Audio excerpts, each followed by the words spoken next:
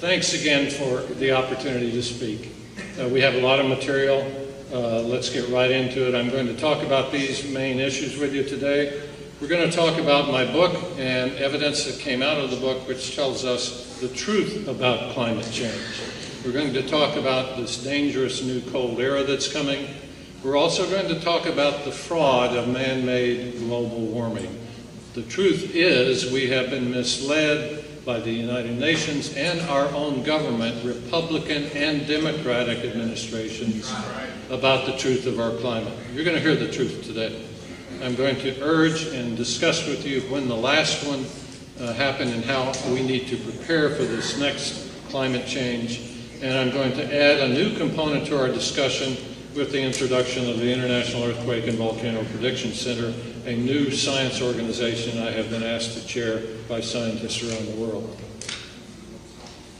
If you read my book and you hear my presentations, there are two fundamental messages that come out of it. They are both profound, they affect everyone in this room, and they will affect generations to come, your children, your grandchildren, your neighbors. First off, the sun has gone into a state of hibernation.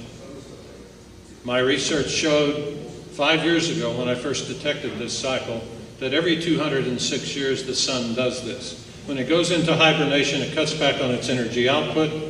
It makes the earth cold. The last time this occurred was in the period of roughly 1800 to 1820, and according to historian John D. Post, it was the world's greatest subsistence crisis because this cold era, this cold phenomena, destroyed much of the planet's crops. Many people starved and froze to death, including here in the U.S. Second, in page 7 of my book, you'll see another important statement that says, when these cold eras come, we also have our worst ever earthquakes and volcanic eruptions. It's amazing that the sun controls so much of our life, and we're going to talk more about that. This is Al Gore's worst slide.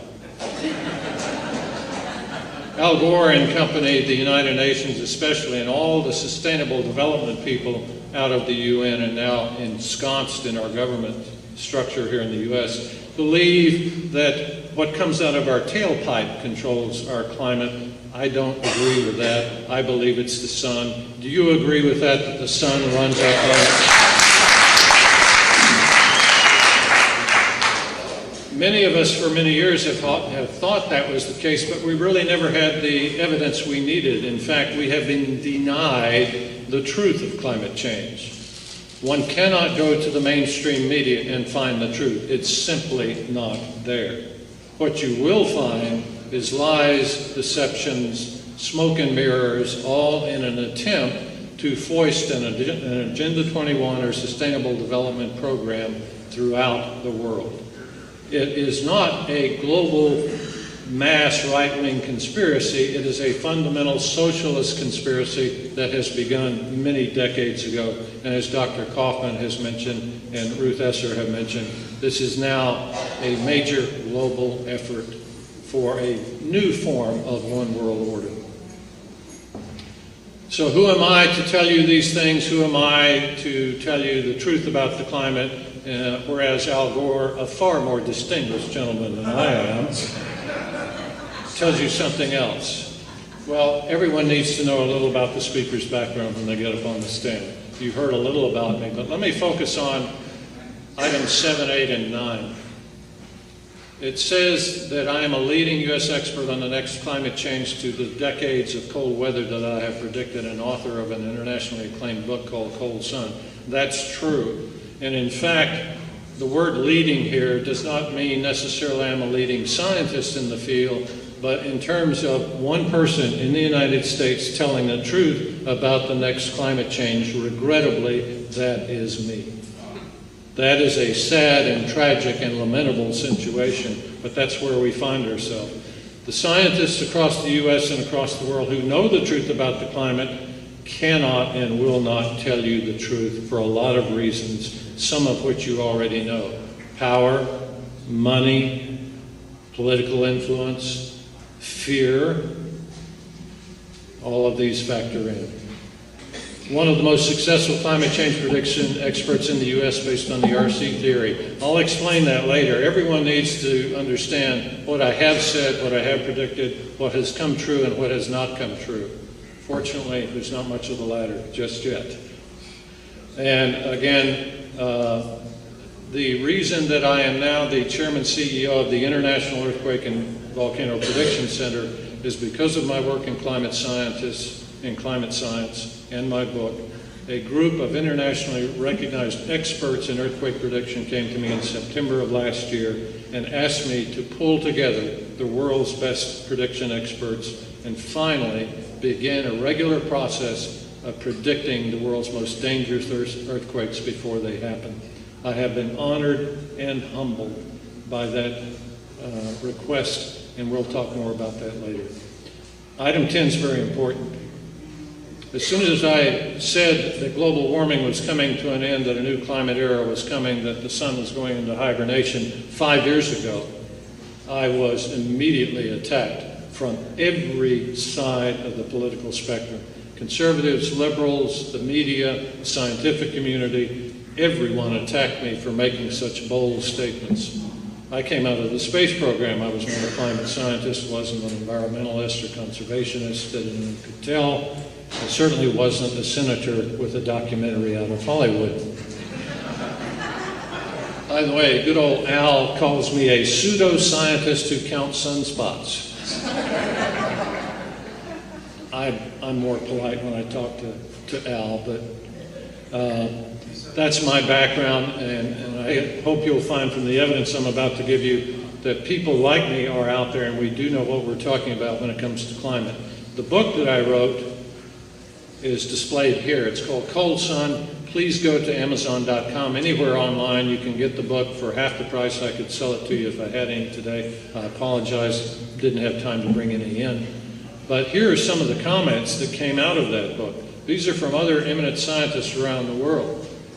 I have been extremely gratified by the reception this book has received. These comments come from great geologists and other thinkers of our day. That's an incredible statement. It comes from Dr. Tsunoda, Professor Emeritus of Geology from a major university in Japan. You can read the rest of them there. I want to thank my wife for this final comment.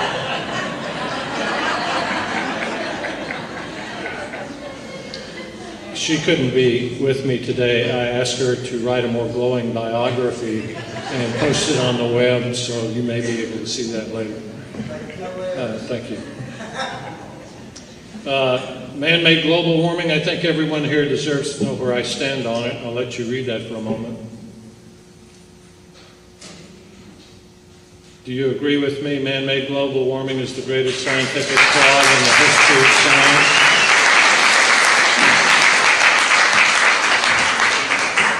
Fortunately, I heard someone else make a comment similar to that. The courageous Senator James Inhofe from Oklahoma has called it one of the greatest frauds ever perpetrated on the American citizenry. There are a few of us who are standing up and making these statements. I hope after today there's another 150 making that same statement. This is easily proven, by the way. There's really not a lot of effort to prove fraud. You have to go back to the people who started this, and you'll find out they said they were going to defraud us. They actually were bold enough to say that. And if you listen to Dr. Kaufman's presentation and you listen to some of the other authors he quotes about the liberal, extreme liberal progressive mind, they think that they know everything and we know nothing. That's why they're so bold to tell us up front they're going to defraud us and they're going to get away with it. So why is this greenhouse gas theory a fraud? I could spend many hours talking about this. But basically, it came out of the UN. We were told that for the foreseeable future, as long as CO2 continued to go up, the Earth would get hotter and hotter, glaciers would melt and flood the coastlines, inundating major cities. That hasn't happened. In fact, CO2 continues to go up. But guess what's happened to the global temperature? Has it gone up? No. Global temperatures have been dropping. We don't see that on the front page of our papers, we don't see it on the evening news, but that is the reality. I'll show you the data, the same data that the UN uses to produce their fraudulent reports. We're brazenly told by the leading proponents, again, that they were going to deceive us. And if you look at the actual CO2 that they say is driving this, that comes out of our tailpipes in our factories, it is really a minuscule, insignificant amount. The natural production of CO2 is 20 to 40 times greater than the worst case scenario of mankind's production. But they ignore all that. In fact, the UN reports ignore much of what drives climate, and they had to in order to get this fraud instigated. One thing that scientists do, as a rule, that is fundamental to the scientific method. Once we have a theory, we go out and we explore that theory. We do all the testing and the data and the analysis, and then we come back and look at the theory and say, does the data match up with the theory? With the UN, it never matches up. If you go to the last UN report on climate from the Intergovernmental Panel on Climate Change, you'll see several scenarios made from 20 different global climate models that predict, based on how much CO2 is produced by mankind, not nature, but mankind, which temperature growth chart will apply. If you go back and look at all of them, none of them worked. Now this is fundamentally important. If you're a scientist or just a layperson, if a theory never works, we should discard it.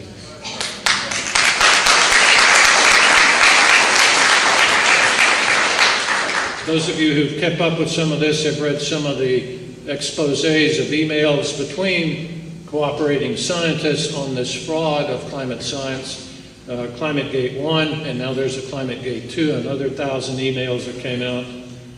And there are two key things that one sees in all of these emails, and there are several books out on this subject alone. One thing you see is scientists actively corrupting the data, covering up the data, to show that their fraudulent reports are correct. It's a fraud. The other thing you see in reading these emails is that what should be there is missing. We don't see emails between these UN scientists that say, we should be doing everything we can to make sure our science is correct and our data has ultimate integrity before the people. That's what we should be reading in these emails. Instead, we're reading just the opposite. It's a cover-up. It's a deception. That's what we read. If you go back and you trace the origins of climate change vis-a-vis the UN and its Intergovernmental Panel and the well-described Maurice Strong, you'll find out that all of this got started back in the UK when Margaret Thatcher was trying to battle coal miner union strikes that were devastating their economy. She wanted a way to get out from under coal as a fuel source so she wouldn't have to mess with the unions anymore.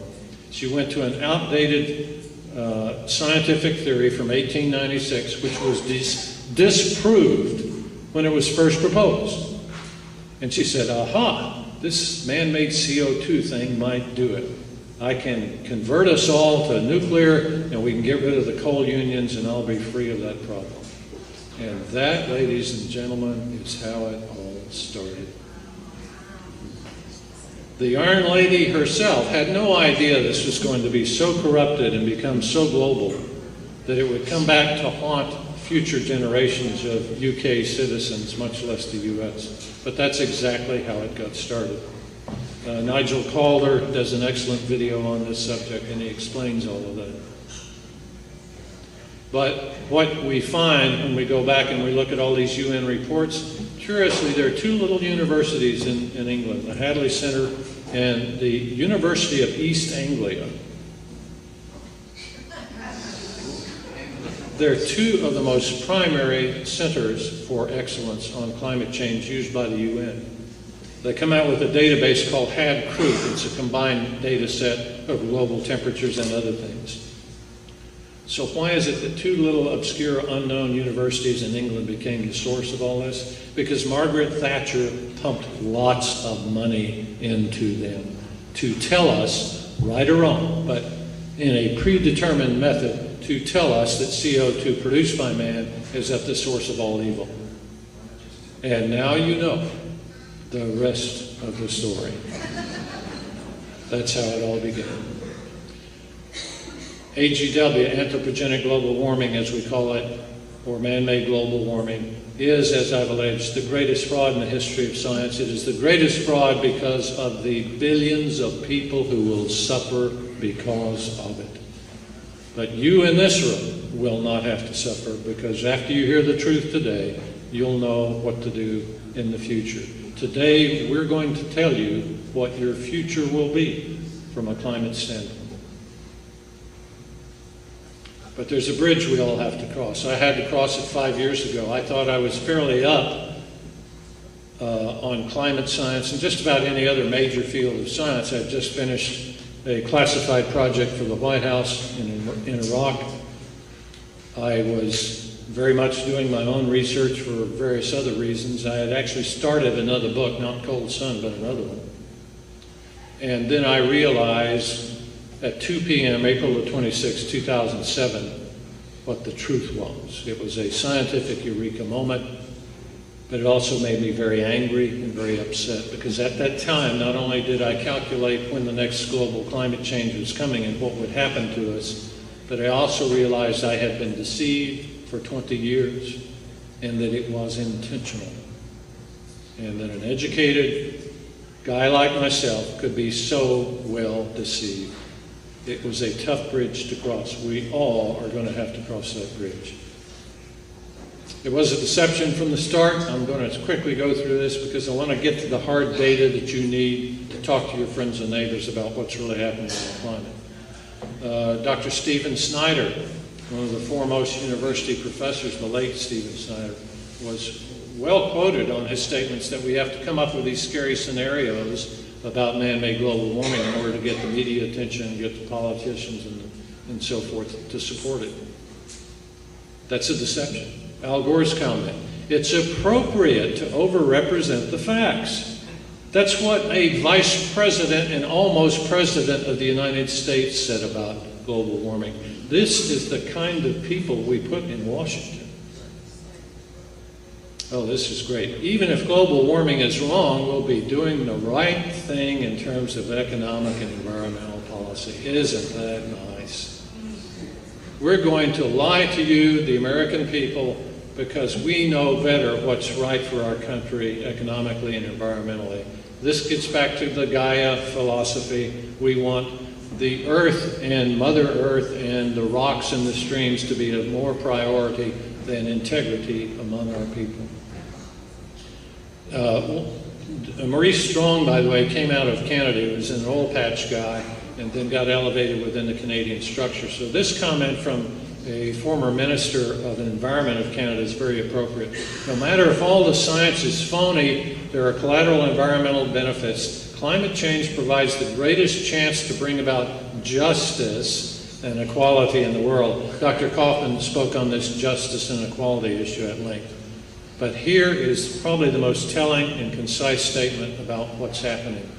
We're going to give you phony science. We're going to lie to you. We're not going to tell you the truth about what's happening with the climate, because we have this hidden agenda that we define in the progressive liberal community about what is justice and what is equality. And we're going to force it on you regardless what you want or what you believe. We could go on, but let me give you this comment from Maurice Strong. The most rotten apple in the barrel. Maurice Strong, who started the Kyoto Protocols, the Environmental Development Program at the UN, and created the UN Intergovernmental Panel on Climate Change in 1988, really has his own devious, evil agenda. Now, Dr. Kaufman talked about the word evil many times. There's no other way to describe what Maurice Strong is thinking in his head when he starts all these environmental efforts in this climate change program out of the UN. He wants to reduce our industries to nothing.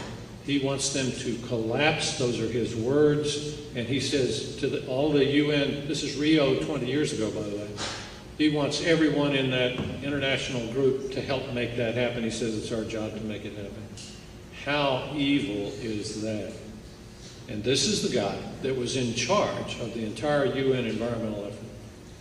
He was also the same guy that took and endorsed a nearly $1 million check from Saddam Hussein as payoff for his role in the oil for food scam. This guy needs to be on another planet, not on this one. Do you agree with that?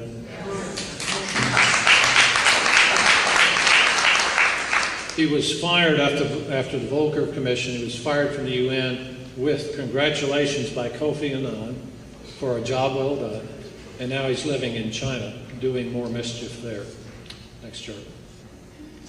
We've been through this many times before. Every time there's a cold or warm period, the media and the scientists get their heads together and they say, oh, well, we're going to fry, we're going to freeze. And then 20 years later, we're going to fry again, and then we're going to freeze again. This has been no news. What is different about this modern era in item 6, the global warming of the last 20 years or so, has been because it followed the very productive and successful modern environmental movement creation. It created among all of us an awareness about our environment, which made us ripe for the fraud that was to follow. We became fertile ground for this new concept that man-made CO2 was ruining the climate. Now, I don't know how much time y'all have, but here I was coming out of NASA, consulting, White House consulting, being a space shuttle engineer, running high-tech companies, and I was totally too busy to go study the climate, to really know who was telling the truth and who wasn't. Once I did, again, I crossed that bridge because I realized I had been deceived. But this has been going on routinely for 150 years. And now here we are in the disastrous global cooling. This chart only talks about the last 110 or 115 years or so. This cycle that I discovered in April of '07 is 206 years long. Every 206 years, going back 1,200 years, the sun goes into hibernation. When I first detected this, I called the top solar physicist at NASA and I said, Dave, I've just run over your data and your forecasts and you're wrong. You're 100% off in what the sun is going to do in the next solar cycle. Now, Dave is, I'll just mention his first name. Dave's a good guy. He's really a good person. But Dave's got his blinders on. He only looks at near-term sunspot trends. And he's written an excellent paper on the 100-year cycle, which I also independently discovered, but he missed completely the 206-year cycle. If you're standing at a railroad crossroads and your car is stalled out, and there's a train conductor there, and he's saying, oh, well, you don't have to worry, the 20-minute train just passed. So you got another 20 minutes, we'll push the car off the tracks. But he has forgotten that the 25-minute train is coming around the bend. And that's what we've got here. The bigger train, the one that's loaded with tons of ore going to the steel plant and at high speed is about to come around the bend, and you don't have 20 more minutes. You've got less than 5. You got to get that car off the track. That's where we are. The cycle has changed over. Global warming fully accounted for in the 206-year cycle has ended, and now the global cooling has begun. I announced this April and May of '07. I said within 3 years global warming will end, the sun will go into hibernation, the Earth's atmosphere and oceans will start to cool, and a new climate era will begin. We'll talk more about that. So let's look at the data. Here's the last 30 years. Now there's important data to see off any chart, but let me point to this period right here. This is where the green line peaks. You can forget the red line. It basically starts where the chart starts down here. and it ends where it ends. It doesn't tell you what's happening in the future. The green line is the fifth order binomial. It's a math term, but basically it tells you what's the underlying trend. The underlying trend shows that right in here, global warming peaked, and we've been in a steep decline since. Let's go to the next chart. Here's a closer view, the last 20 years. Here's the very high temperature of 1998, the warmest year this century, possibly tied with 1934, but most likely the hottest year. And here's when it stopped, leveled out, and started to drop. Let's look at the last 10 years. Next chart. Here you are, ladies and gentlemen. Follow the green line, and now you can follow the red line if you wish, because now everything is down. And look at this steep drop. It's dropping even more rapidly. I made my prediction right here in a very warm year, 2007, the same year that Al Gore was told he was going to win the Nobel Peace Prize for creating awareness. I think he created something else, but I can't use that in public discussion.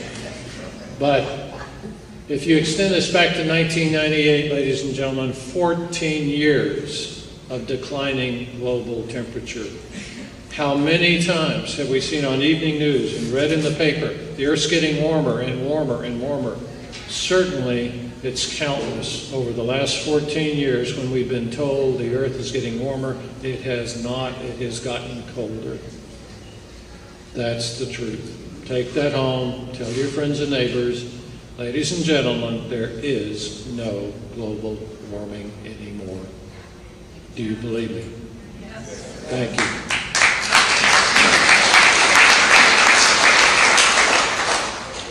Let's look at the details behind what's in the global warming. Let's look at the oceans, because I'll tell you now, as the oceans go, so goes the rest of the planet.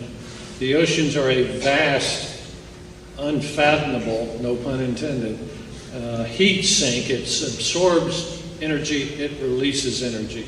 The cycles of the ocean currents, the Al Gore community would have you believe react just like that. They do not. It takes hundreds or thousands of years for currents in various parts of the Earth to complete their cycle.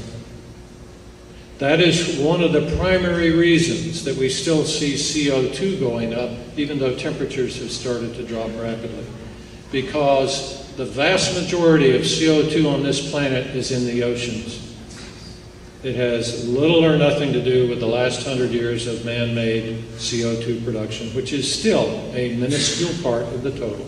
Because all that CO2 that's in the oceans was created 800 or 1,000 years ago.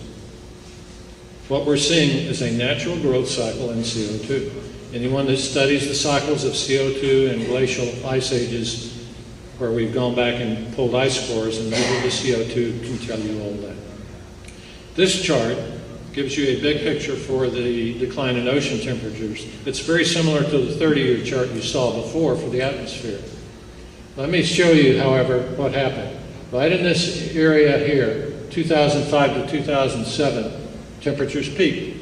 They dropped dramatically historically in 2008, which very few people read about in the newspapers or saw on TV. Peaked again in 2010, but look at this. If you extend that line down through the center of these other lines, we're down to here right now. We're dropping rapidly. Pardon the chartsmanship. The next chart, I'll update it, and we'll be down here. Dropping rapidly. Next chart. When it comes to the ocean temperatures in the northern hemisphere, we follow two primary cycles. They have their own cycles, 40, 60, 80, 100 years long. In this case, I'm talking about the PDO cycle, Pacific Decadal Cycle. It's a 50, 60-year cycle, but I'm showing 100 years of it to give you a bigger picture here. Here you can see how the cycle drops, peaks, and drops again.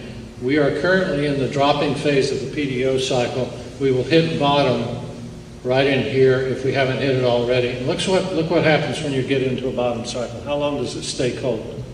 40 years. Closing in on that last 30 years, as you can see, the Pacific Ocean, northern Pacific, has been dropping like a rock for 30 years. The other major cycle we follow in the northern hemisphere is the Atlantic Multi-Decadal Oscillation, or AMO cycle, similar to the PDO, but not in the same phase as at all times. It goes up, it goes down, it goes up, it goes down. Next time you hear a presentation from Sid, this cycle will ring true to you, because where we were told that fishing stocks were depleted by overfishing, and in some cases that's true, on a global basis, not true at all. If you look at what's happened in the salmon area, for example, we were told we'd have to stop salmon fishing. We did. It ruined a lot of businesses and a lot of jobs in the Northwest. But it was all because of a natural cycle. Salmon stocks because the PDO cycle is what it is. It's getting colder. When the oceans are colder, we have more fish. It's that simple. It's that simple. Okay. We've had a lot more fish in the Atlantic, but guess what's going to happen here? We're at peak. Just like here, it's going to drop like a rock fairly soon. We're at peak. See these peak lines here? Look at the similar pattern we see here. We're at peak. Now the AMO cycle may still stay warm for a few more years, but then it's going to drop way down here. It's going to be the coldest in 200 years. And when it's cold, the PDO cycle will be at bottom. The Pacific and the Atlantic will be the coldest in 200 years, and it will last for 40 years. How many in here were told that for 2 years the Earth underwent a dramatic reduction in sea levels? Maybe 10% of you. Why isn't it that everyone on this planet knows that it was front page on the New York Times and the Chicago Tribune and the Orlando Sentinel, the Miami Herald, and the Pensacola local paper? And why weren't we seeing that on ABC, NBC, and Fox News? Never saw it. Never saw it. It wasn't a major event. It was being covered up. It was being covered up because it did not fit the UN's climate model. Didn't fit, so you're not going to hear it. As Dr. Kaufman has indicated, the media isn't going to tell you the truth. I am here to tell you, after 5 years of providing all the data to the mainstream media, including Fox News, none of them are willing to tell you the truth. That is very sad. That is very tragic. I think there was a good book, not Cold Sun, a better book, that once said, "The truth shall set you free." And that's what we need more in this country than ever before. This current administration promised to restore scientific integrity to this country. It has gotten much, much worse. Do you agree with that? Yes.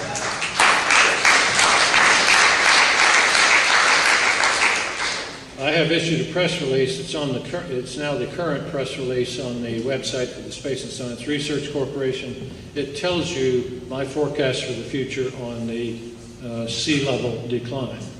Sea level decline for 2 years. We continue to see news about warming, rising sea levels, the threat to Florida, blah, blah, blah. Let's go to the next chart. I'll tell you what's really happening with sea levels. This is a very, very important chart. You need to understand this chart and tell your friends and family. This tells you what's really happening with global sea levels. It's the rate of increase or decline, not where it is on any particular day, but how fast it's going up or how fast it's going down. This is the annual chart, and it goes back to 1998. Obviously, sea levels were really growing rapidly during the warmest year of this century. But then they dropped rapidly within a couple of years. In fact, below this line, that means the sea levels are dropping, they're shrinking. Global sea levels shrunk in 2000. We weren't told about that, were we? No. We weren't told again in 2003 and 4 that global sea levels had dropped to a near record low. We certainly weren't told that they broke through the line again in 2007 and 8. In 2007 and 8, good old Al was getting his Nobel Prize. The U.S. government was telling us that the Arctic was disappearing. The head of the Arctic Research Group at NOAA, National Oceanic and Atmospheric Administration, said that by 2008, all of the ice in the Arctic would be gone. That's the lunacy that we have been getting from our government. It went back up, but look what happened again. This is the 2-year drop that we saw in the previous slide. Never before recorded in the era of satellite detection of global sea level. Never before seen. Did anyone see this on the front page? No. Instead, what did we see? Global sea levels are rising. We were lied to. For 2 years solid, we were lied to. In this bottom July of last year, when I last talked about this chart, I predicted it would go back up. It immediately did. Not because I said so, but because the math said so. And thank you. We're back up here, and if you do some simple line drawing, you'll see that the high end should be about here. If you draw a line through these peaks, it should be about here. And the low line, drawing these three, could be way down here in the next cycle. All of this led me to some basic math calculation. I issued the press release that said global sea levels are now on a permanent decline, and we will soon enter a phase where this chart is pretty much reversed, where we'll see mostly below the line readings. And that will certainly come when the PDO and AMO are in phase and we have 40 years of record cold temperature in the oceans. The way sea level rises, ladies and gentlemen, is not because of how much gas we put in our cars and trucks. It comes from the heating of the ocean. What causes the heating of the ocean? Other than Al Gore's ego, it's the sun. The sun heats the earth, the sun heats the oceans and expands the water, and that's what causes sea level rise. Now that the sun is going into hibernation, it's lockstep. We're in for global sea level drop for decades. That phase has already begun, and this chart, sea level annual rate of decline, proves it. So who can you trust? We can't trust the TVs, we can't trust the media, mainstream media. Some papers are very good, but most are not. Who can you trust? Can you go to NASA and find the right data? Not the current NASA. The last NASA administrator was effectively fired for not following President Obama's climate change policies. The president put in another guy he thought he could manipulate. Major General Charlie Bolden, an astronaut who has been embarrassed by our president. And yet he's a trooper, he's staying in there, but he knows the truth.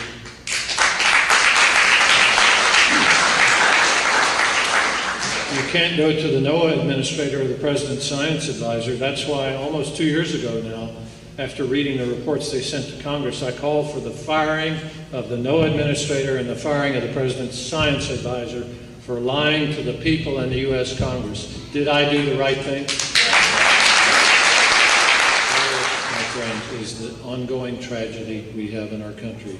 We have universities in this state and throughout the U.S. and very good scientists who have sold out us, who have sold out the Constitution, who have sold out their job and their integrity for the almighty dollar given to them by President Obama to do only man-made global warming climate science. Have they done us a disservice? Yes. But we can change this overnight. We put a new guy in the White House who can get rid of this fraud and overnight issue a real executive order that says, I'm not going to fund any more man-made global warming climate research, and you better start telling the people the truth about this new cold era and get us prepared. And I will fund that. Overnight, every university and every climate scientist will all of a sudden say, aha, I knew this all along. Yeah, I'll be glad to do that research for you.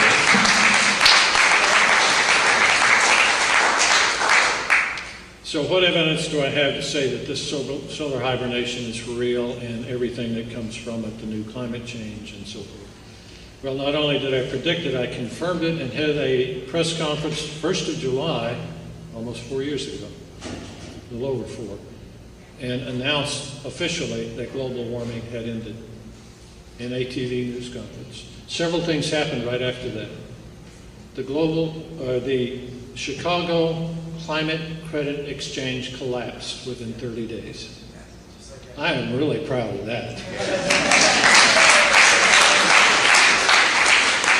The term global warming was all of a sudden no longer used in the White House. It went to climate change.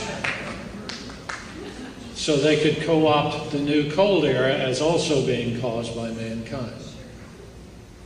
Other things have happened since then. And as you now know from Dr. Kaufman and others, now that the king has no clothes, everyone knows the earth is getting colder. The Rio +20 conference even got rid of climate change. It's now sustainable development. This is the lunatic mind of the progressive left that wants to constantly stay in power and tell us how to live our lives, and are willing to lie to us to do so. But since all of this has happened, the NASA has now confirmed my prediction, so has the National Solar Observatory and the U.S. Air Force. In fact, some of these same scientists have now stepped forward and said, yes, this is true, are saying it's going to be much colder than what I am predicting, which is bad enough. We're going to have to go very quickly. This is a bigger picture of the sunspot cycle. It shows the Maunder minimum and the Dalton minimum by name, named for various people who studied that era. The Dalton minimum was very cold. It was during the last war with Great Britain. Thousands of people in the U.S. froze and starved to death in the U.S. In 1816, we had the era called the Year Without a Summer. We had snow and ice in the middle of August. All the crops were destroyed. We will have worse happen this go round. Some scientists are saying that it will be as bad as the Maunder minimum. And the Maunder minimum, New York Harbor froze over. You didn't need the Brooklyn Bridge, it wasn't built then, but you could have walked between the islands, and you can do so again if it gets that bad. The Baltic Sea was frozen over. They built hotels and homes and shops on the Baltic Sea because it stayed frozen over for so long. The River Thames froze over. They had fairs and festivals on the frozen Thames River. If that happens, ladies and gentlemen, if we have a cold era as cold as the Maunder minimum, the death and destruction, the global and social and economic upheaval will be biblical in scale. I'm saying it will be at least as cold as the Dalton minimum. That's going to be bad enough. This just shows the predicted sunspot cycle we're in. I predicted it would peak in 2012. Guess what happened, ladies and gentlemen? Exactly what I said. Now we get a double peak. See the double peak here? But the main peak came in 2012. We're now dropping, coming back up to the double peak in 2013. But when I called the head of NASA's physics group, I said, we're going to peak in 2012 with a sunspot count of about 74 on average. Look at this. 50, 75. With the double peak in here, we're going to be maybe even less than 74. It looks like I hit it out of the park again. But I wasn't the only one. There were other scientists that did so. That's right. We have a lot to go through in a few minutes. This is a chart by a friend of mine that shows the big picture for the next few decades. It shows the global warming we just went through, and now we're heading into a prolonged multi-decadal drop. This is a mathematician's interpretation of my prediction in my RC theory. It shows the bottom temperature statistically will be 2031, according to his formula he developed from my theory. My theory, math, showed the year 2031. Dr. Abdus Samatov, the Russian scientist whose chart you last saw, said the 2030s. Dr. Theodore Landscheid, one of the foremost late researchers in this field, predicted decades ago that it would be 2031. We're all on the same sheet of music. We're going to have the worst cold in 200 years.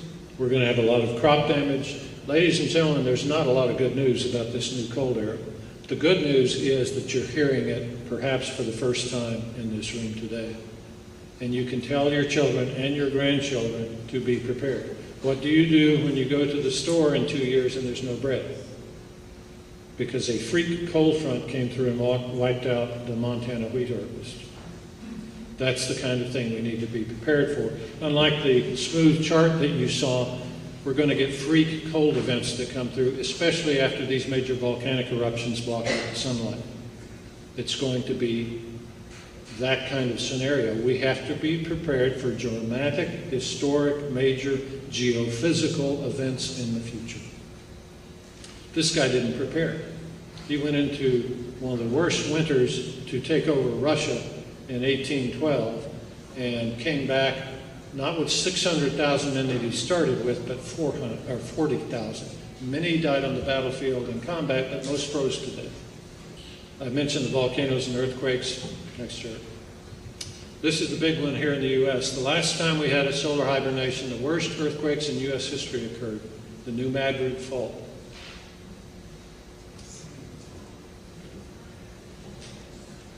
This fault, still there, still active. It could break open again. If it does like it did the last time, it will devastate the U.S. economy beyond measure. Much of the economic traffic of the U.S. crosses the Mississippi in this area, from southern Tennessee up through Indiana. The Wabash seismic zone combined with the New Madrid Fault, when they rupture like they did the last time, we could see 3 magnitude 8 earthquakes within a few months' time. Now, what does that mean? Well, it means no bridges, no railway, no interstates. All shut down, broken apart, and you can't fix them for years. In fact, the problem we had with the last fault rupturing in 1811 and 1812 was the fact that by the time people got in there to help those who had been devastated and started rebuilding, the next big quake came along and destroyed everything they built. We won't be able to go in and rebuild for a long period of time. This record earthquake in Japan, we all know about, the Fukushima Daiichi nuclear plant that was destroyed. We all know about that. This is a depiction. Here's an inset that shows Japan. This is a close-up. Here's the epicenter. And of course, this area was devastated. 10 months prior to this, I issued a press release saying, we have now entered solar hibernation. All the math shows that we're going to have record earthquakes from now on. 10 months later, this occurred.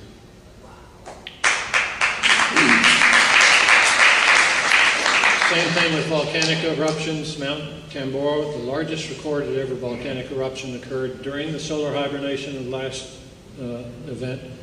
We're going to see more of this for the future. Next. As a result of my work on climate change, a group of scientists came to me in September of last year and said, we really like what you're doing to tell the truth about the climate. Now we need you to bring all the world's best prediction experts on earthquakes together to form a new entity so that we can start saving tens and hundreds of thousands of lives each year by predicting earthquakes. Ladies and gentlemen, we can do that now. And we have just begun to do so. Here are just some of the scientists involved. You can go to the website iedpc.org and read all about it. These events are coming. They tend to follow the ring of fire, but not necessarily. This is the one we predicted. It is imminent. It could happen any day now. It's off of Kamchatka.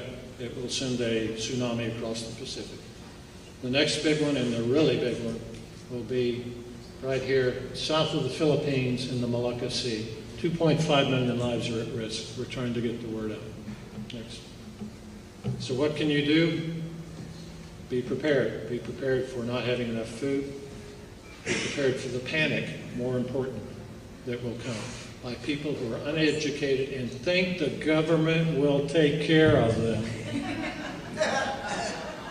40% of Americans think it's the government's job to care for them.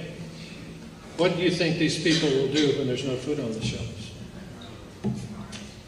Be prepared. Bottom line, item 7, we heard it from the gentleman over here. Don't just walk away and say, wow, that was an interesting presentation. Ladies and gentlemen, you must prepare. Thank you all.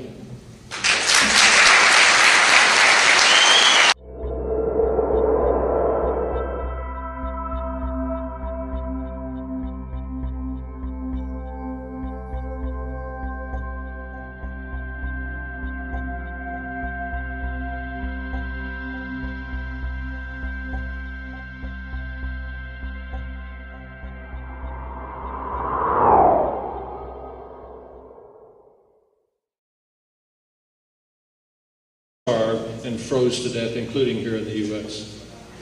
Second, in page 7 of my book, you'll see another important statement that says, when these cold eras come, we also have our worst ever earthquakes and volcanic eruptions.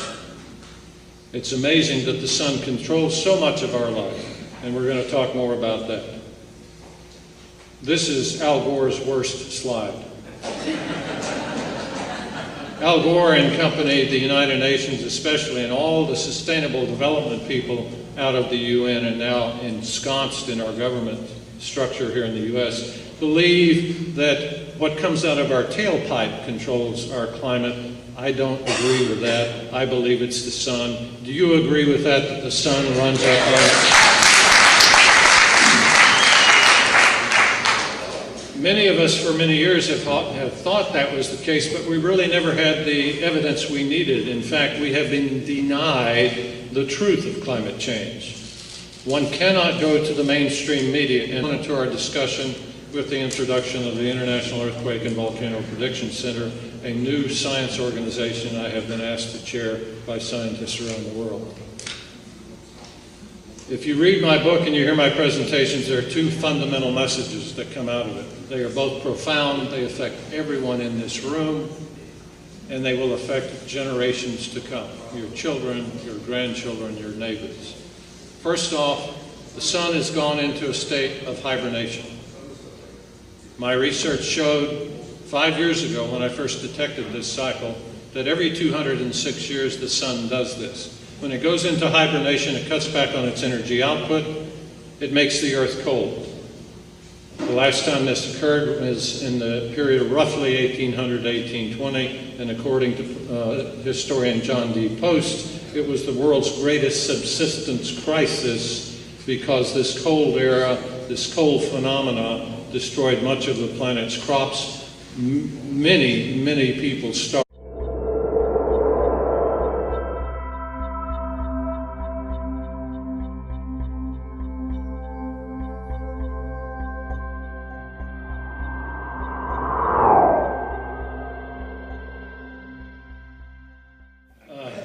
Thanks again for the opportunity to speak. We have a lot of material. Let's get right into it. I'm going to talk about these main issues with you today. We're going to talk about my book and evidence that came out of the book which tells us the truth about climate change. We're going to talk about this dangerous new cold era that's coming. We're also going to talk about the fraud of man-made global warming. The truth is we have been misled by the United Nations and our own government, Republican and Democratic administrations, about the truth of our climate. You're going to hear the truth today. I'm going to urge and discuss with you when the last one happened and how we need to prepare for this next climate change. And I'm going to add a new component change to the decades of cold weather that I have predicted, an author of an internationally acclaimed book called Cold Sun. That's true. And in fact, the word leading here does not mean necessarily I'm a leading scientist in the field, but in terms of one person in the United States telling the truth about the next climate change, regrettably, that is me. That is a sad and tragic and lamentable situation, but that's where we find ourselves. The scientists across the U.S. and across the world who know the truth about the climate cannot and will not tell you the truth for a lot of reasons, some of which you already know. Power, money, political influence, fear, all of these factor in. One of the most successful climate change prediction experts in the U.S. based on the RC theory. I'll explain that later. Everyone needs to understand what I have said, what I have predicted, what has come true and what has not come true. Fortunately, there's not much of the latter just yet. And find the truth. It's simply not there.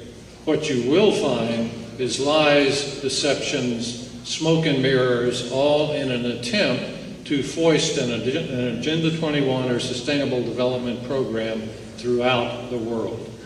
It is not a global mass right-wing conspiracy. It is a fundamental socialist conspiracy that has begun many decades ago. And as Dr. Kaufman has mentioned and Ruth Esser have mentioned, this is now a major global effort for a new form of one world order.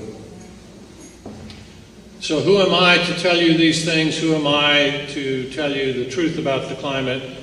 Whereas Al Gore, a far more distinguished gentleman than I am, tells you something else.